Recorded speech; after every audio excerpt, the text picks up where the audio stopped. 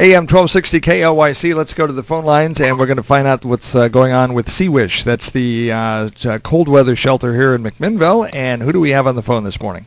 My name is Cheryl Blevins, and I'm one of the co-organizers for Sea-Wish McMinnville. Cheryl, thank you for calling us. So it's going to be, according to our weather forecast, it's going to be extremely cold tonight. We're going to have a wind chill. If the winds kick up like they are expecting, and we have 17 degrees and gusty winds to 23, that's about a 0 wind chill factor. What did we have last night at the Church on the Hill for the cold weather shelter usage? So Church on the Hill last night had 5 men and 1 woman utilize the emergency shelter. And I think that tonight will probably be bigger numbers. It's being moved to True Vine in downtown McMinnville. So it's easier access, and it's going to be colder. So we project even a busier night for tonight at the Sea-Wish shelter. Is there anything you guys need? You've been doing this for a couple nights now, 3 nights. It's been going for 3 nights. Is that correct? Am I counting that right? Actually, this is our 3rd event that we're wrapping up, and we're headed towards our 4th. Okay. It's already been held 1 time at First Baptist, 1 time at Mac Covenant, 1 time from Church on the Hill, and now it's headed to True Vine. And tentatively, we have it scheduled to go to the co-op if the weather takes a turn for the worse. How do people? Well, first of all, do you need any help with anything? Volunteers, food, money? Well, actually, I just got an email today. So the position that I'm in as the co-organizer with my buddy Ellen Allen, it's an honorary position. So we are volunteering to organize all of this. And so First Baptist is set up an account, and they would like to give us an honorarium. So if anybody wants to contribute to that, they can send the money to First Baptist Church and just put in their Sea-Wish honorarium, and it will get to Ellen and I as a one-time gift for doing the winter season. Okay.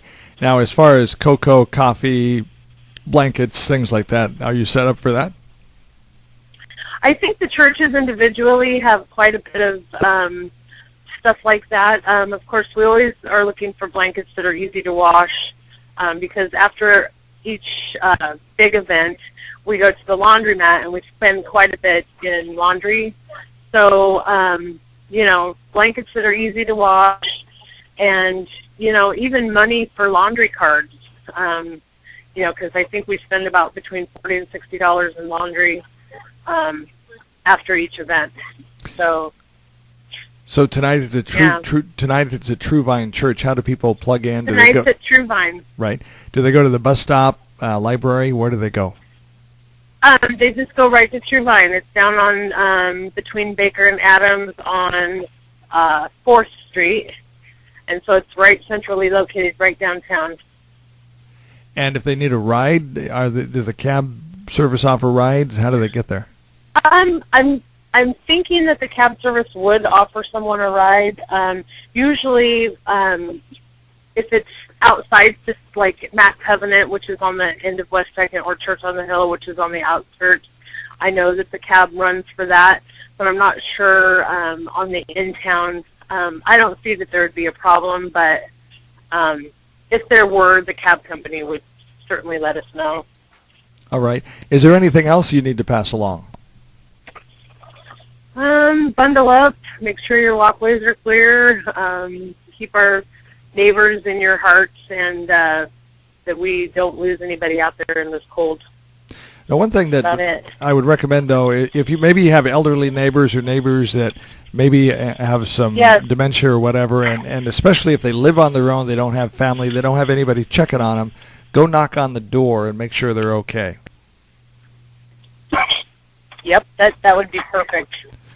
And because we all need to kind of help each other out when we're getting through something like this, where it's going to be cold tonight. Exactly. Things happen when it gets this cold, and be careful of your space heaters, be careful of your pets, your neighbors, all of that. Yeah, and then what you're doing, as we get into colder weather, when you're trying to thaw frozen pipes, when you're trying to do stuff like that. We probably haven't had a problem with that yet because it hasn't been cold for a long period of time, but as it does, just use a little bit of common sense when you're trying to do stuff like that. And, you know, if you need a little bit of help, don't hesitate to ask somebody. Exactly. Okay, well, thank you for all you do. And again, the donation point, if the people want to contribute to the honorarium. First Baptist Church, and that is on, I believe it's Washington. I don't have the address right in front of me, but it's First Baptist Church on the corner of First and Cowell. Okay, and True Vine is where the cold weather shelter is tonight. True Vine is where the shelter will be tonight, open at 8 o'clock. There will be some hot stew for the folks, and there will be some socks, and, you know, they'll be able to stay there overnight. And it will be at True Vine tonight through how many nights into the future? It'll be 4 nights at True Vine, and then if it lasts longer than that, I'll sure let you know. All righty. Thank you for all you and the volunteers do to keep the cold weather shelter humming along. All right. Well, thank you, sir. My pleasure. Okay. Bye-bye.